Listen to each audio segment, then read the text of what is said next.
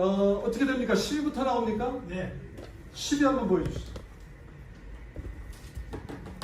자, 이야, 일자리 앞에 격려하는, 참 부끄럽습니다만 제가 몸담고 있는 KBS에서 저 보도를 했어요. 제가 아는 후배가 했고, 불을 꺼주면 잘 보이는데. 예, 그럴까요? 예, 나는 좀 써두면. 예, 한번 화면 보시죠. 우리 윤석열 대통령하고 기시 총리가 정하면서 국기 앞에, 우나라 국기 앞에 격려하는 장면을 저렇게 찍어가지고요. 이렇게 얘기를 해요. 이 의장대가 한국 국기는 없는 것 같은데 윤 대통령이 일장기에만 격려를 하는군요. 이게 뭐죠? 이게 언뜻 보면 맞는 것 같잖아요. 이게 조작이에요. 근데 이걸 KBS 앵커가 우리가 수십 년을 왜 봤습니까? 거짓말하지 말라고 거기에 대한 책임감을 부여해서 주시는 거거든요. 사실은 앞으로 보실 더 엄청난 가짜 뉴스들이 있습니다만 국민으로부터 수십 년을 받는 KBS가 저런 왜곡 보도, 가짜 뉴스를 했다는 것은 정말 부끄러운 일입니다. 제가 대신 사과드리겠습니다. 자, 말이 그렇습니다. 하여튼 9위 가시죠. 자, 이거는 뭐냐 말이죠. 정치인이 얘기를 합니다. 또 외교 참사가 발생했다. 화보 촬영이 논란이 되고 있다.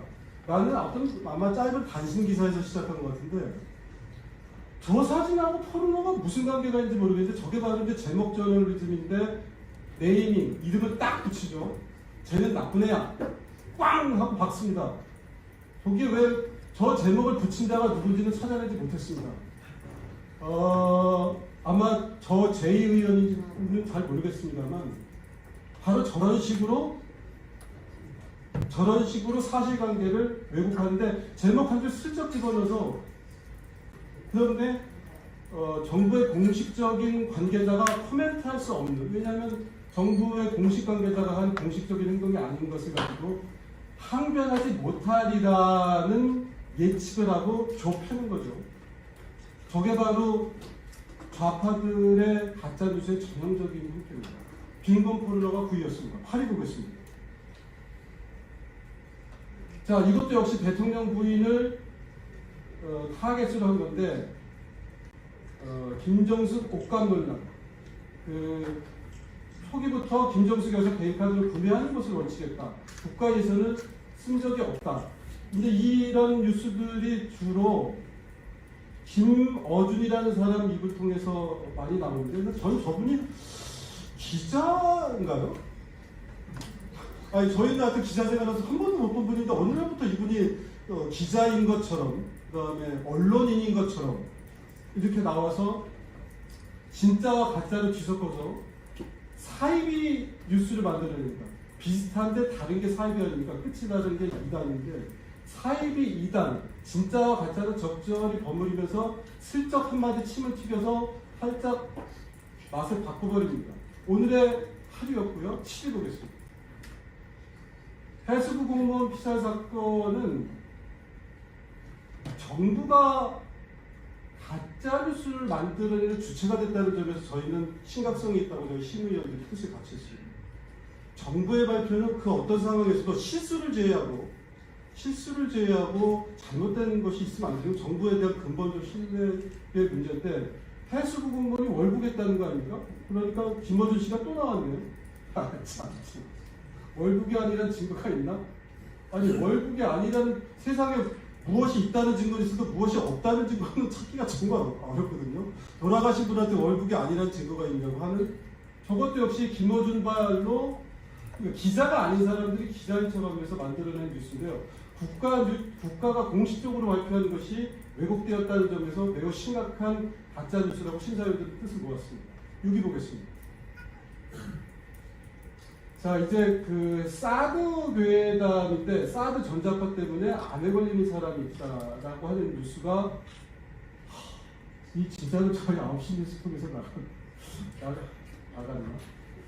예, 그러니까 이저 괴담의 원조는 여러분들이 잘 아시듯이 광우병 괴담인데요. 그러니까 괴담은 뭐냐면 과학적으로는 도저히 얘기가 안 되는데 그럴 수도 있지 않을까라고 슬쩍 문대면서 올라가는 거죠.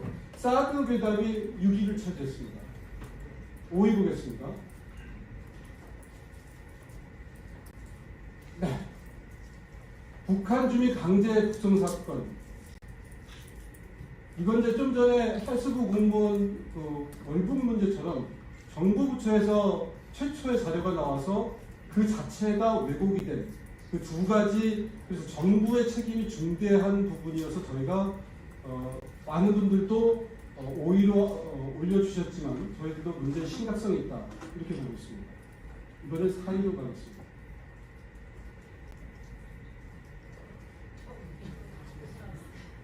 김어준 씨가 또 나왔네요. KBS하고 김어준하고 경쟁하는데 그러니까 저는 이런 게 이제 그 전에부터 말씀드렸습니다만은 썬데이 서울에 나올 기사들이 이제 막 유포되거든요.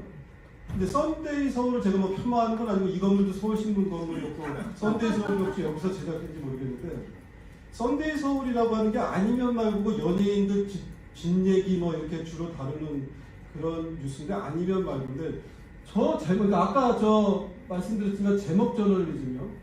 빈곤 포르노, 줄리 특정하게 여성을 공격하는 데서 좌파들이 재미를 보고 계속 줄기차게 다른 거 필요 없어요.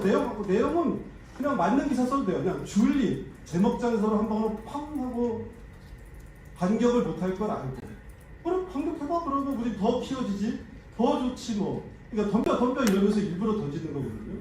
그런 면에서 매우 악성, 그러니까 제목 갖고 장난치는 가장 악성적인 뉴스라고 저희 심사위원들이 대부분 문제점이 심각하다 이렇게 의견을 모았습니다. 다음 3위로 가겠습니다.